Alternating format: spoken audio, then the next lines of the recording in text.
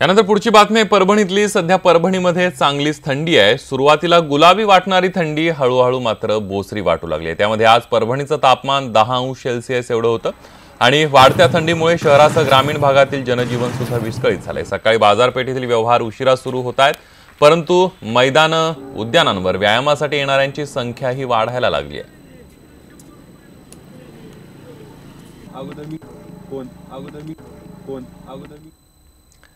झणझणीत मिसळसाठी कोल्हापूरला ओळखलं जातं आणि याच कोल्हापूरमध्ये आज मिसळ खाण्याचा एक विक्रम करण्यात येणार आहे।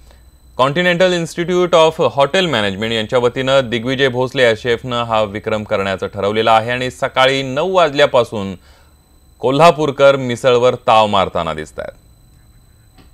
याबद्दलच अधिक माहिती घेऊयात आपले प्रतिनिधी संदीप राजगोळकर यांच्याकडून। ज्या पद्धतीनं कोल्हापूरचा तांबडा पांढरा रस्सा जगात भारी म्हणून ओळखला जातो, तशीच कोल्हापूरची झणझणीत लाल भडक मिसळ देखील जगप्रसिद्ध आहे।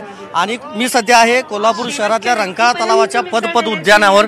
या ठिकाणी कॉन्टिनेंटल इन्स्टिट्यूट ऑफ हॉटेल मॅनेजमेंटच्या वतीनं एक विक्रम करण्यात येणार आहे। लिम्का बुक ऑफ वर्ल्ड रेकॉर्डमध्ये त्याची खरं तर नोंद होणार आहे। आणि आपण पाहतोय 2,500 लोक आज या कोल्हापुरी झणझणीत अशा मिसळीवर खरं तर ताव मारणार आहेत। आणि आपण बघतोय सकाळपासून अगदी लहान मुलं असतील, वृद्ध लोक असतील, तरुणाई असेल, ते सगळेजण या ठिकाणी दाखल झालेले आहेत या पदपद उद्यानावर आणि खरं तर या मिसळीवर ताव मारणार आहेत। आणि खरं तर बातमी दाखवत असताना मी देखील या मिसळीवर ताव मारणार आहे। पहिल्यांदा मी तुम्हाला दाखवतो, हा ब्रेड आहे।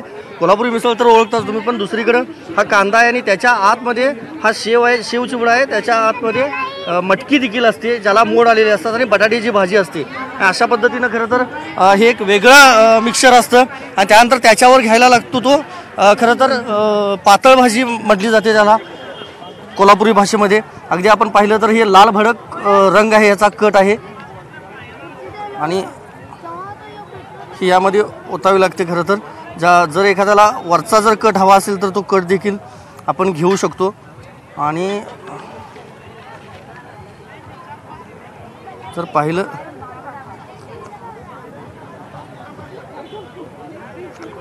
ही चव तुम्हाला खरं तर मी कॅमेरामधून सांगू शकणार नाही, पण हे दोन्ही ब्रेड आणि इतकं जर खाल्लं तर अगदी सकाळची जी भूक असते ती पूर्णपणे भागू शकते। व्हिडिओ जर्नलिस्ट प्रमोद सौंदडेसह संदीप राजगोळकर, न्यूज 18 लोकमत, कोल्हापूर।